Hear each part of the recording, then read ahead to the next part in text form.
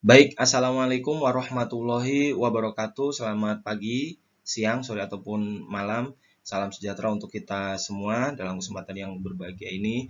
Yang saya hormati Prof. Hanung Adi Nugroho dan Bapak Sukron Abu Ishak Al-Farusi selaku pembimbing. Terima kasih banyak atas dedikasi dan kesempatan yang telah diberikan. Dalam kesempatan kali ini saya akan mempresentasikan terkait hasil dari tesis yang saya kerjakan di pra-pendadaran ini, yaitu untuk segmentasi dan klasifikasi citra mikroskopis tahapan siklus hidup parasit malaria berbasis deep learning menggunakan model YOLOV 8S segmentation dan Efficient B0. Secara garis besar presentasi ini nanti akan menyampaikan terkait pendahuluan, kemudian tinjauan pustaka dan landasan teori, kemudian metode penelitian dan hasil dan pembahasan di bab 4, kemudian yang terakhir nanti adalah kesimpulan dan saran terkait kasus isu global terhadap penyakit malaria ini. Baik, kita mulai dari bab 1, yaitu pendahuluan yang akan berisi tentang latar belakang, perumusan masalah, batasan dan tujuan penelitian, keaslian dan kontribusi penelitian, kemudian manfaat praktis dari penelitian yang dikerjakan ini sendiri. Kita tahu bahwa kehidupan sehat ini merupakan prioritas utama dalam SDGs Indonesia di tahun 2030. Kemudian menyoroti kasus kematian di malaria sendiri adalah merupakan masalah yang sangat serius di dunia, baik di Indonesia. Karena kematian akibat malaria ini itu mencapai 627.000 terhadap 241 juta kasus positif di dunia, tercatat WHO tahun 2020. Apalagi ditambah dengan kasus yang terjadi di daerah-daerah yang terluar dari Indonesia atau daerah-daerah rural. Kemudian pemeriksaan mikroskopis analisis terhadap citra mikroskopis ini sendiri merupakan gold standard. Meskipun ada alternatif lain untuk anamnesis ataupun pemeriksaan klinis lainnya dengan uji darah misalkan, tetap menentukan bahwa standar emas untuk menentukan penyakit atau parasit untuk kebutuhan diagnosis utama adalah dengan menggunakan analisis citra mikroskopis berdasarkan parasit yang ada dalam sel darah merah itu sendiri.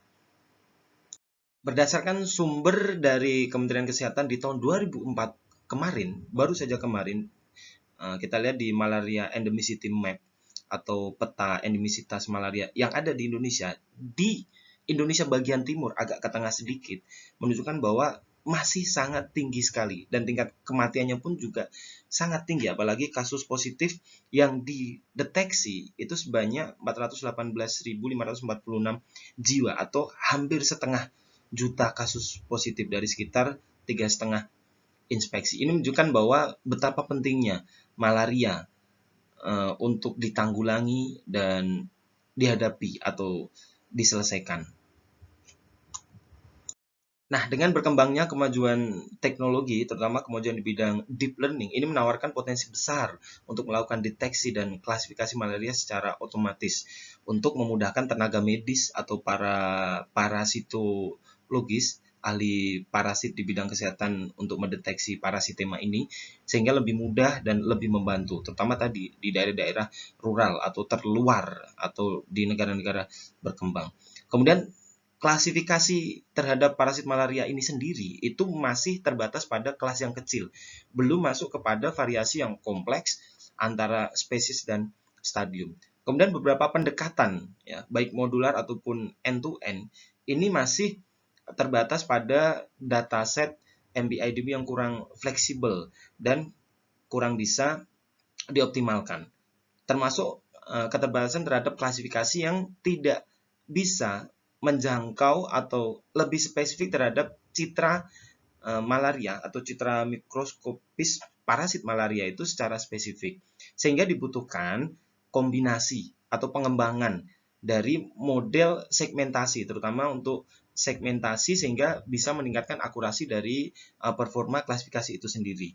Tujuan akhirnya nanti adalah sehingga deteksi, segmentasi, kemudian klasifikasi hasil dari parasit malaria ini bisa meningkat akurasinya dan bisa efisien dan bisa efektif diterapkan pada dunia medis sehingga bisa membantu para parasitolog ini untuk mengidentifikasi citra mikroskopis sel darah merah yang terinfeksi oleh parasit malaria itu sendiri. Sehingga yang diusulkan adalah bagaimana YOLOv 8sec sebagai modul segmentasi ini sangat powerful, digunakan pada banyak hal, baik di transportasi, baik di underwater, dengan tingkat akurasi yang sangat tinggi. Apabila diterapkan pada proses segmentasi citra ini, maka akan meningkatkan performa dan akurasi, terutama ketika dilakukan klasifikasi pada classifier EfficientNet yang sudah terbukti di banyak tugas, di banyak hal dan banyak bidang dengan akurasi yang tinggi, dengan beban komputasi yang ringan. Baik dari latar belakang yang disampaikan tadi, rumusan masalah dari penelitian ini yaitu keterbatasan pendekatan klasifikasi yang hanya mencakup sedikit kelas. Kemudian kompleksitas visual parasit terhadap latar belakang pada citra mikroskopik parasit menjadikan klasifikasi membutuhkan segmentasi untuk peningkatan performa. Kemudian keterbatasan akurasi klasifikasi citra mikroskopis ini tanpa segmentasi terlebih dahulu dan pendekatan end-to-end yang kurang fleksibel dalam analisis. Sehingga tujuan penelitian ini yaitu mengembangkan sistem segmentasi dan klasifikasi multitap parasit malaria berbasis deep learning. Dengan pertama, mengklasifikasikan parasit malaria ke dalam kelas yang besar, yaitu 13 kelas kombinasi antara spesies dan tahapan siklus hidup atau stadium. Kemudian mencari dan mengembangkan model dari YOLOv 8sec dari N, S, medium ataupun large. Yang ketiga adalah merancang arsitektur sistem yang modular dengan kombinasi YOLOv 8sec untuk segmentasi dan EfficientNet B0 untuk klasifikasi. Kemudian batasan penelitian ini yaitu menggunakan dataset publik MPIDB dan BBBC 041. Kemudian proses klasifikasinya menggunakan EfficientNet B0 dan EfficientNet B7 saja. Meskipun ada rentang di situ B123, tapi yang digunakan paling rendah sama paling tinggi. Sistem pendekatannya menggunakan modular, platform yang digunakan Google Colab Pro dan penyimpanannya di Google Drive Premium, dan hasil segmentasi atau cropped-nya kemudian dimasukkan ke dalam classifier seperti itu. Nah, kita masuk ke dalam salah satu hal yang penting di sini yaitu keaslian dan kontribusi dari penelitian ini. Keaslian di sini ditinjau dari dua hal, yaitu kategori dan berdasarkan datasetnya. Kita masuk ke kategori dulu. Sebagian besar klasifikasi ini adalah masih mencakup tahap kelas yang kecil, 4 life stage classification oleh beberapa peneliti terdahulu. Kemudian binary classification yang hanya mengklasifikasikan antara infected dan non-infected. Atau hanya mengklasifikasikan 4 parasit saja. Atau ada yang mengklasifikasikan infected cell kemudian dengan 4 life stage classification-nya. Nah, di sini kebaruan yang saya tawarkan atau peneliti tawarkan adalah kelas yang besar, yaitu 4 parasit dan 4 life stage yang tergabung dalam 13 kelas. Nah, ini merupakan bentuk salah satu kebaruan baru dengan case baru yang ingin diselesaikan.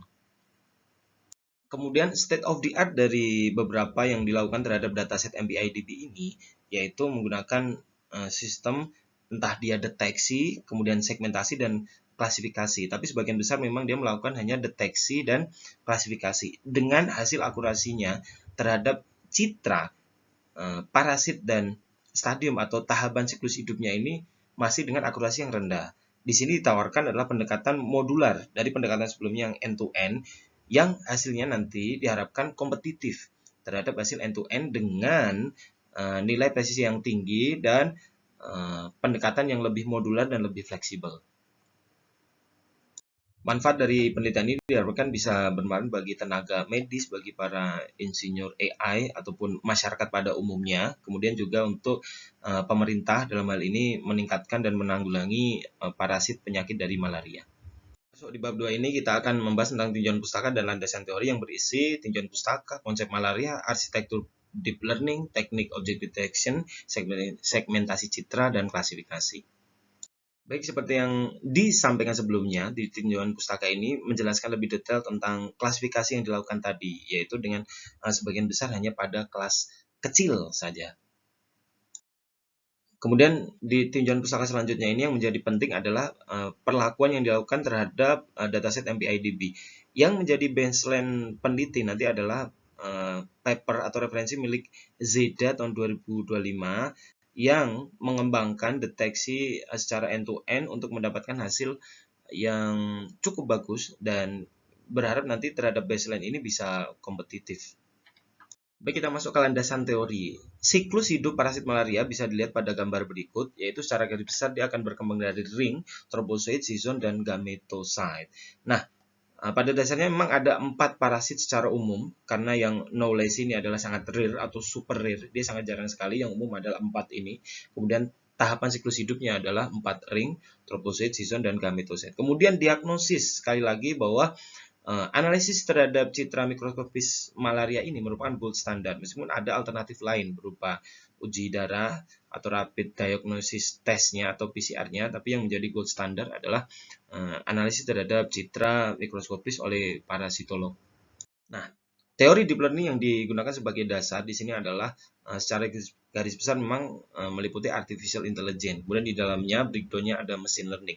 Dasar dari machine learning sendiri itu adalah konsep neural network. Kemudian deep learning itu adalah bagaimana hidden layer ini atau hidden layer itu menjadi banyak, menjadi besar. Komputasinya tinggi, tapi jaminan atau garansi untuk efektivitas dan akurasi yang didapatkan juga tinggi. Sedangkan deep learning ini adalah pengembangan dari convolutional neural network, yaitu pengembangan dari bentuk mutakhir dari neural network yang digunakan sebagai dasar utama. Teorinya adalah merupakan konvolusi. Jadi konvolusi neural network ini menjadi dasar utama. Gambaran teori konvolusi adalah sebagai berikut, di mana ada kernel, kemudian kernel menyisir atau melakukan scanning dari kiri ke kanan, kemudian dari atas ke bawah, sehingga didapatkan fitur-fitur yang diinginkan, dan dia sebagai filter juga bisa atau mendapatkan informasi yang spesifik dari dalam hal ini citra, dan dot pixelnya itu di-scan oleh kernel, sehingga teori konvolusi ini menjadi dasar yang penting dari model deep learning yang digunakan. Teori selanjutnya yang digunakan yaitu tentang objek deteksi, terkait bagaimana mengukur kinerja objek detection. Dalam hal ini nanti objek deteksi yang digunakan adalah YOLOv 8. Arsitektur akan dijelaskan di slide selanjutnya. Kemudian juga teori tentang image segmentation, bagaimana prinsip dan teori image segmentasi. Dalam hal ini nanti yang digunakan adalah model YOLOv 8 segmentation. Arsitekturnya pun akan dijelaskan nanti di gambar selanjutnya. Dan teori tentang image classification, bagaimana dasar ekstraksi dan pemilihan signifikan fitur klasifikasi. Dalam hal ini nanti yang digunakan adalah EfficientNet, model klasifikasi yang paling efektif. Arsitekturnya akan dijelaskan di slide selanjutnya.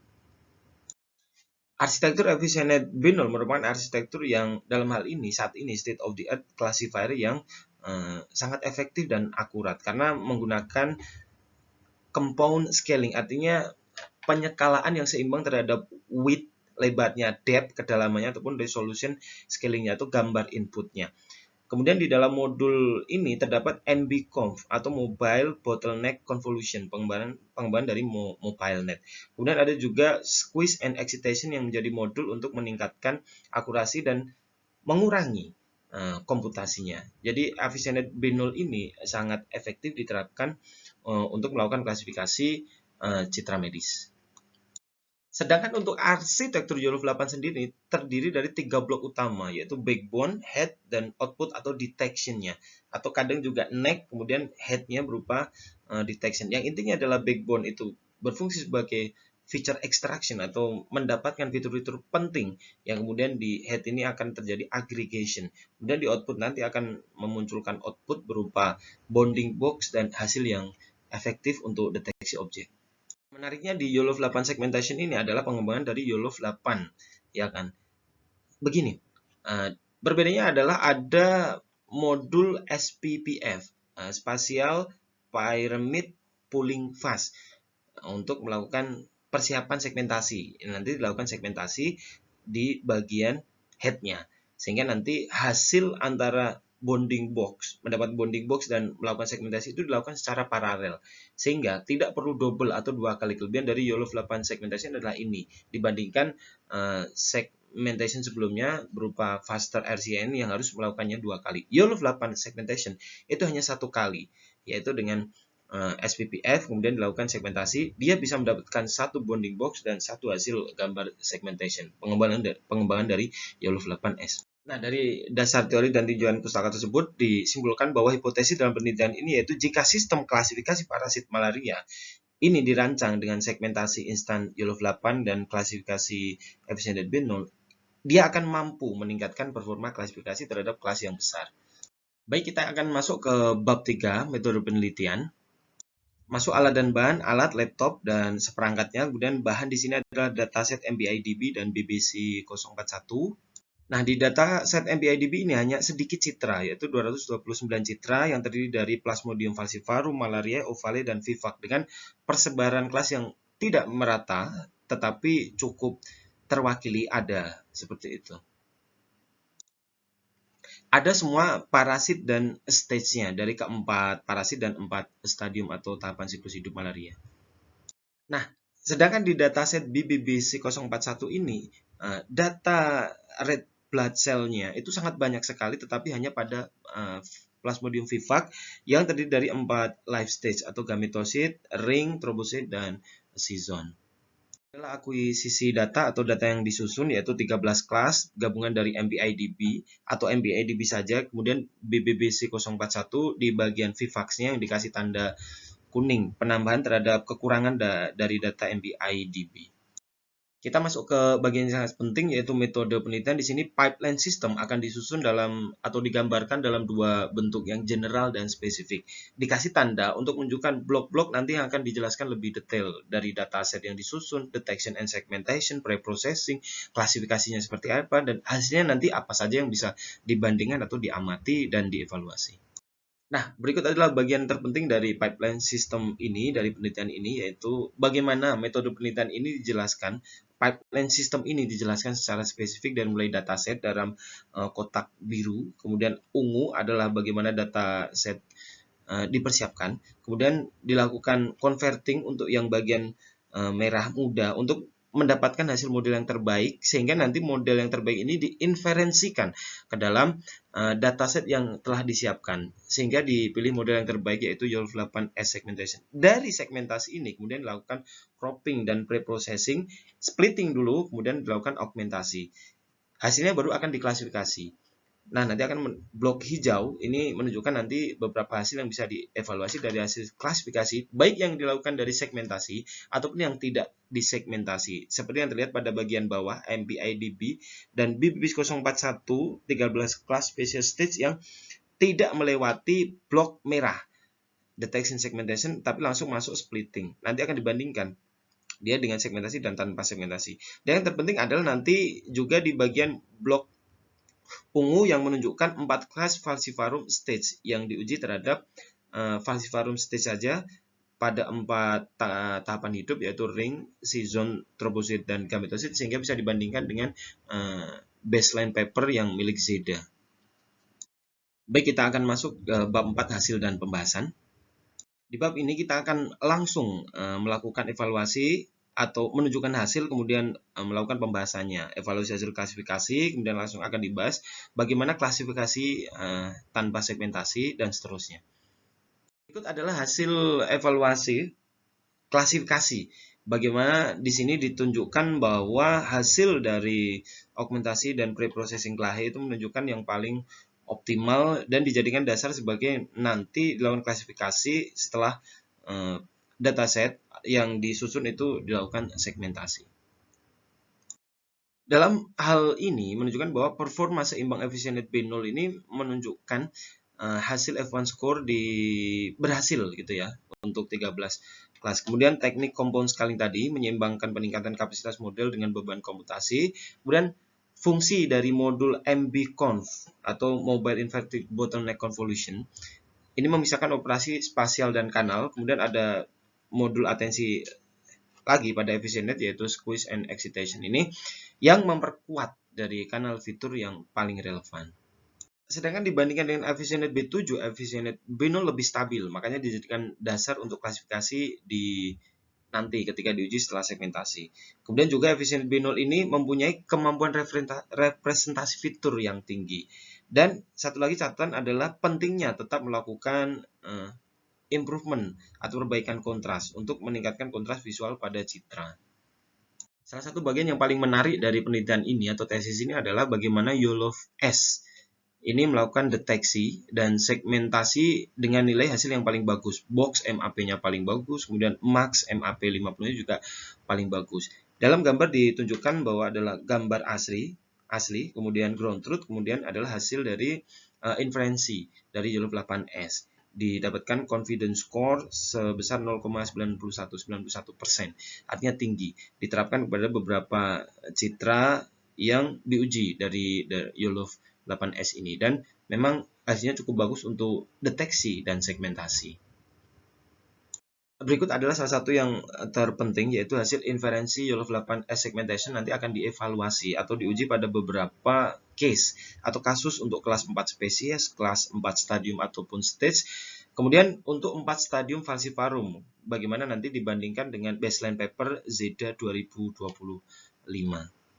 Berikut adalah hasil inferensi terhadap 13 kelas. Bagaimana di slide ini menunjukkan untuk dataset yang hanya MBIDB. Kemudian kita lihat di data slide selanjutnya.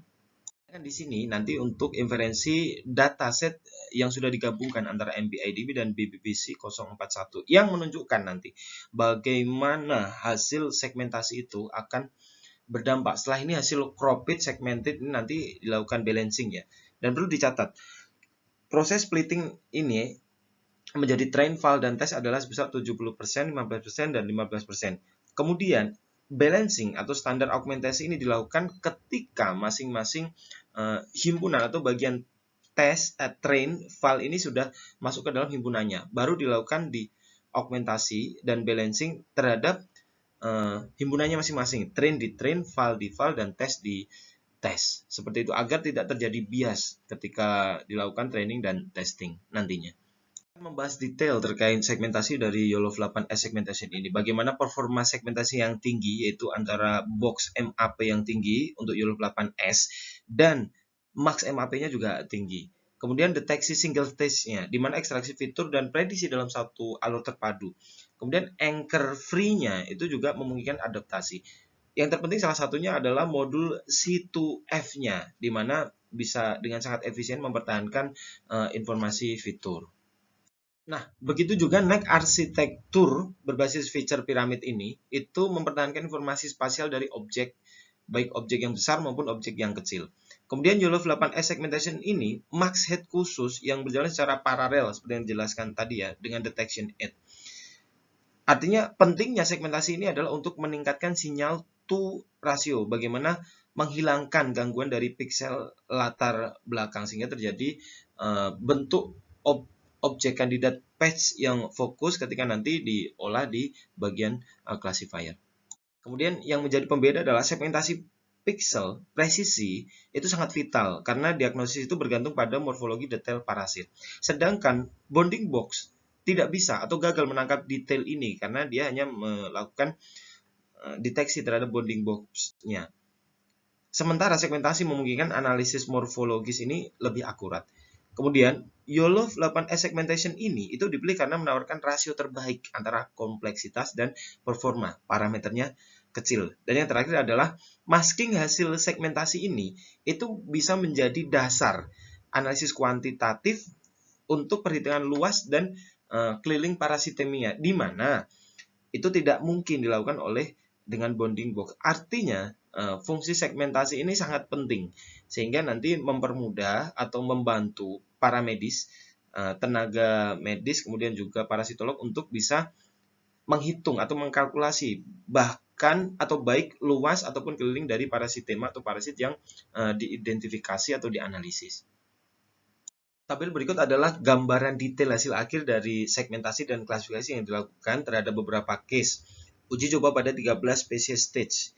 Kemudian uji coba pada 4 spesies, Falciparum, Malaria, Ovale, dan Vivax. Kemudian uji coba pada 4 stage, ring, tropozoid, gametosid, dan season. Kemudian uji coba pada yang terdapat kotak merah, uji coba pada 4 stage Plasmodium falciparum, kemudian nanti didapatkan hasil untuk efisiensi B0 itu dengan precision tinggi dalam lingkar kuning itu 82,68%.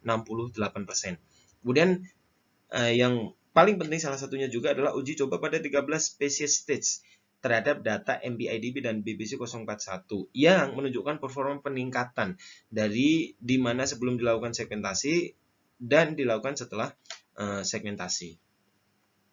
Mari kita bahas detail hasil akhir ini, yaitu bagaimana peningkatan performa drastis hasil segmentasi, di mana YOLOV 8 segmentation ini segmentasi itu dilanjutkan klasifikasi dengan efisienet B0. Secara signifikan itu meningkatkan performa dari F1 score yang awalnya 55,26% tanpa segmentasi, kemudian menjadi 69,87% setelah klasifikasi menggunakan segmentasi. Peningkatan yang sangat signifikan.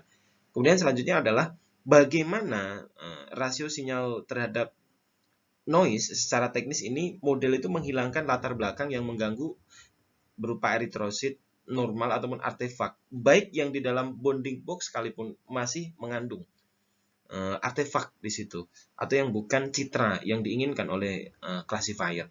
Kemudian YOLOv 8S segmentation ini terbukti mampu melakukan generasi dengan baik, meskipun dengan data yang dilatih MPIDB, kemudian juga yang digabungkan dengan BBC 041. Nah, selanjutnya efisienet B0 ini menunjukkan performa klasifikasi yang kompetitif dengan nilai macro precision sebesar 82,68%, di mana ini itu lebih tinggi dibandingkan dengan model transformer VITB pada baseline paper yang dijadikan baseline. Parameternya padahal jauh lebih besar, yaitu 86 juta parameter. Ini membuktikan bahwa arsitektur compound scaling ini bisa dengan presisi mengenali kelas secara baik, secara presisi, seperti itu. Kemudian juga sistem modular ini itu unggul secara arsitektural, di mana lebih explainable, kemudian lebih baik dengan menyediakan max segmentasi yang visual dan jelas, kemudian lebih mudah diinterpretasikan karena ada hasilnya di situ. Tenaga medis dibandingkan dengan attention map saja. Kemudian performa akhir itu tetap sangat dipengaruhi oleh kompleksitas tugas. Terbukti dengan beberapa case yang diuji, yaitu pada klasifikasi 4 spesies dan pada klasifikasi 4 stadium, dia dengan berubah-ubah karena memang kompleksitas case yang diuji. Mendekati akhir, di sini adalah bagian yang paling menarik ketika kita membandingkan atau head to head antara penelitian ini dengan ZEDA 2025, yaitu secara pipeline ya, end to end dan tidak. Kemudian hal yang paling menarik adalah di sini. Kelebihan utama adalah presisinya lebih tinggi, lebih explainable, dan parameternya rendah. Kemudian di ZEDA 2025 itu adalah generalisasinya tinggi, F1 skornya unggul, kemudian dia menggunakan attention interpretasi. Kemudian parameter ini sebagai salah satu acuan ya, menjadi acuan atau dasar nantinya. Dengan parameter yang lebih rendah, model deteksi 11 juta parameter, kemudian klasifikasinya 5,3 juta dengan efisien B0. Sedangkan dibandingkan dengan YOLO para AP-nya 68 juta parameter dan 86 juta parameter untuk VITB-nya. Secara interpretabilitas dan deployment, penelitian ini lebih baik karena patch dapat dilacak ke max segmentasinya, sedangkan patch-nya tidak bisa dilacak karena hanya berupa attention map dari bounding box yang keluar berupa output hasil klasifikasi. Kemudian cocok untuk deployment real time. Kenapa cocok? Karena memang efisien, ringan, dan modular. Dan kompatibilitas untuk edge, artinya untuk sistem yang secara langsung diterapkan, ya. Karena ketika menggunakan VIT dan YOLO itu butuh GPU yang besar untuk inference. Nah, hasil akhir bisa dilihat pada gambar berikut, memang unggul di presisi. Dan presisi ini termasuk sesuatu yang sangat penting dalam kebutuhan medis, baik kebutuhan teknis juga. Mari kita bahas. Presisi tinggi ini krusial. Kenapa? Karena mengurangi risiko kesalahan false positif, yaitu memprediksi suatu stadium atau spesies padahal sebenarnya tidak. Dalam konteks medis, ini itu mencegah pemberian terapi yang salah atau diagnosa yang salah dan treatment yang salah. Ini sangat berbahaya. Kemudian, presisi tinggi ini dicapai itu melalui segmentasi presisi oleh YOLOv 8 segmentation, di mana klasifikasi efisienet B0 itu memanfaatkan mekanisme SE, squeeze and excitation, dari hasil segmentasi itu. Jadi hanya fokus pada fitur visual parasit yang paling relevan dan signifikan. Kemudian yang terakhir adalah interpretabilitas sistem. Dengan nilai makro precision yang tinggi 82,68% terhadap VITB, bahkan yang VIT large dengan lebih tinggi lagi parameter itu, ternyata bisa lebih bagus. Tingginya presisi ini menjanjikan potensi keandalan dalam aplikasi klinis seperti itu. Alhamdulillah kita masuk ke bab 5 yaitu kesimpulan dan saran. Kesimpulan tesis ini atau penelitian ini adalah efficiented binul itu dipilih sebagai model dasar terbaik untuk klasifikasi karena performanya paling optimal. Kemudian segmentasi YOLOV 8S. Segmentation ini terbukti menjadi pilihan efektif, menawarkan keseimbangan yang terbaik dibandingkan model lainnya M, L, ataupun N. Kemudian YOLOV 8 segmentation dan klasifikasi efficiented binul ini menghasilkan peningkatan performa ya dari F1 score tanpa segmentasi 55,26% kemudian menjadi 76,30%. Kemudian macro precision untuk stage falciparum ya kan 82,68% lebih baik daripada pendekatan end to end. Sarannya adalah kedepannya bisa juga dikembangkan deteksi, segmentasi, dan klasifikasi berbasis end-to-end dengan lebih fleksibel dan hasilnya lebih interpretable dan akurasinya masih sangat bisa ditingkatkan dengan mengkombinasikan beberapa model yang memang benar-benar efektif dan efisien untuk mendapatkan nilai akurasi, presisi, bahkan F1 score yang tinggi sekalipun. Mungkin sekian presentasi yang bisa saya sampaikan, kurang lebihnya sekali lagi mohon maaf. Terima kasih banyak dan termasuk ucapan terima kasih saya sampaikan kepada Lembaga Pengelola Dana Pendidikan LPDP yang telah membiayai baik pendidikan maupun penelitian ini. Terima kasih banyak dan apabila ada pertanyaan kami persilahkan. Alhamdulillah ini adalah bukti sudah melakukan publikasi. Sekali lagi terima kasih banyak. Billahi taufiq wal hidayah. Wassalamualaikum warahmatullahi wabarakatuh.